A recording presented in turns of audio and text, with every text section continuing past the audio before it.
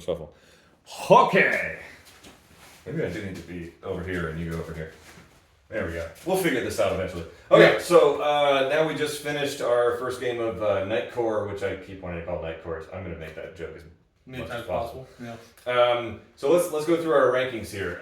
Fun. What would you rate it out of 10? I will say it was pretty fun for the first couple attacks I got before I got decapitated. I would say out of 5, I would maybe give it... Out of 10. Out of 10, I'll give it 6.5. It was pretty fun. Yeah, I was going to lay down a 6. I think that for me to get that number higher, like I think the tournament version would be really fun to get into a little more kind of interplay and strategy. This felt very kind of straightforward. It's just like a one-shot combat game. But yeah, I would say like a 6. Yeah, I'd agree with the 6. I think if we had 8 players and the like random chaos of... If you had a whole day to dedicate to this game, do a full tournament. Yeah, that would move it up to it. Maybe that's actually a good point. It would make a good like event game. Like, okay, like a 4-hour let's have a party and you do your painting competition and then you're like, all right, let's. This actually would be a really great thing to run at Funicon. Exactly. Oh yeah. Mm-hmm. So 6, 6.5, 6, I think. Yeah, 6. All right, 6 out of 10 for that. Learning curve. If your handwriting was better, I feel like it would have helped that score. Yeah, my handwriting apart from that, but yeah, like assuming you have like character sheets that are you printed, can read them really easily and everything. I think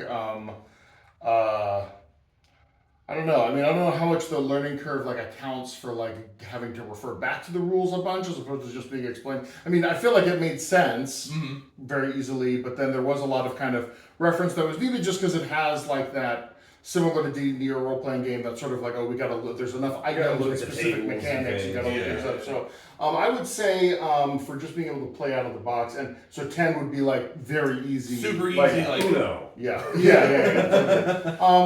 don't know. I'm kind of like I'm like a 6 on this too. 6, okay. What say you, Dan? Yeah.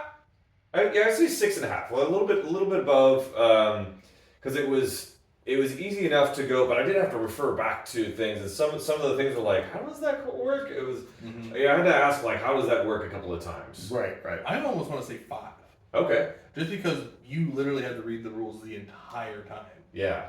There was no thing where like we know exactly what to do now. Yeah, it's not like Uno where it's like, all right, cool. Even with a great little war game, we're like, oh, I have these 5 cards. I'm shooting at disadvantage. Here's the 5 cards. I take a 5. Yeah, exactly. Right. Which was that one we rated a 5 too. So yeah, I think this one shouldn't be rated any higher than that for sure. I think. Want to go 5? I think. You kind of convinced me, especially also now that I'm thinking about it, the fact there were like multiple. Especially for someone that doesn't do a lot of games like this, like having to track like endurance and agility and stamina, like each turn having these different dice kind of flip around. I thought I'd say 5. Exactly. Yeah, this would lend itself really well to one of those like stat tracker built-in, sheet things. Oh sure, yeah. Or even like a widget. Or a little widget. Yeah. Okay. Innovativeness. What say you, Tyler?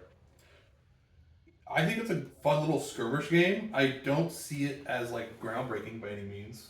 I'd probably give it somewhere in between a 5 and a 6, maybe 5.5. I don't think it's crazy. The last game had cards, which was different, almost like a Malifaux-esque. Yeah. This game is simply dice rolling, which is nice. I do like that they're trying to blend almost like a D&D and basic war game, which is nice. Maybe like a 6. I'll put it a 6. Okay. Yeah, I'm gonna go a little lower. I'm gonna say like a 4. I just feel like it's one of the things that happens in gaming sometimes when we try to combine too many different elements is that you just kind of end up diluting it. Yeah. It didn't feel like there was any real this is the mechanic that is like sort of our defining thing that we want to kind of hang our hat on. Like it just kind of had a little bit of everything, and there wasn't a way to so knowing that you've got this broad spectrum, the innovative thing that I could see maybe doing, and not that I could think of an idea right now, but would be to have something that kind of ties it all together a little bit easier or something. Sure. So I'm like a 4. Nice. Yeah, I'm leaning more towards the 4 as well. It was like, okay, we're rolling on tables for our stat sheet. That was more innovative than just picking characters off of a set list. But aside from that, it's basically D&D mixed with a skirmish game, kind of. Yeah. But more lighter on the rules. So it wasn't super. I mean, not that it wasn't fun, and not that it didn't have some good ideas in it, but it wasn't anything that blew my socks off from an We're going innovation 4 out of standpoint. 10. Yeah. I got outruled here, and I appreciate that. Yeah. Would I play it again? Would you play it again? I would play it again, not with 3 people, maybe not even with 4. I'd play it with like 6 or 7. Yeah. I feel like that's the true kind of like best way to play it than most people. And to do like a bunch of different games. Like do like a whole best turn. of 3 or a best of 5 exactly. or something like that. The winner gets a a glass of beer at the end of it. and it's hard because it's like, we don't know. I mean, maybe what 6 or 7 people, just one skirmish takes like an hour. We don't know. Exactly. But like, if that's the case, then yeah. I also one say game that would be satisfying, my but- character died immediately. not even a question.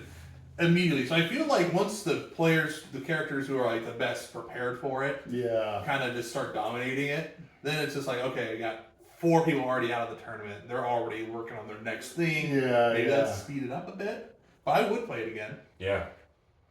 Yeah, I would. Like, do we have I don't know how complicated we want yes to or get. no? Do we want to say Just a yes or no? a yes with an asterisk for the Yes, so we have like 7 or 8. If, No, I would say yes. Yeah, I would play it again. I'd play that again. I mean, heck, like if we could get enough people to go through it at something like a Funicon, like shoot, that'd be great. Like this feels a lot like BattleTech Grinder, but D&D skirmish kind of thing. Like it's got that. Hey, we're gonna come back and play. My night died. All right, I'm gonna go do something else at the con, and I'll come back and roll up another night later. It's a really good play it over the course of a day or 2, and you don't necessarily have to stay at the table the whole time. Right. Yeah. Like these actually would be great complementary games. Exactly. Like the great little game going on for people who are dead. You're right. Out of this game, that'd be great. Especially if you have someone like you already have pre-made teams like this with running. Yeah. It's gonna be quick.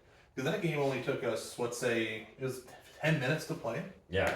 So this game took us 22 minutes to play, about 23 minutes total to learn, even with some backtracking and relearning. But do the honors, Daniel. All right. Oh, sure.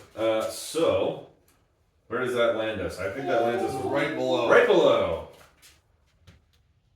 All right. So that's 2 One Box Wargames done. We're gonna keep this rolling for as long as we got people to play and games to play. And thanks for having me, guys. Yeah, Awesome. this is great. Yeah, awesome. Yeah. On to the next one. Yeah.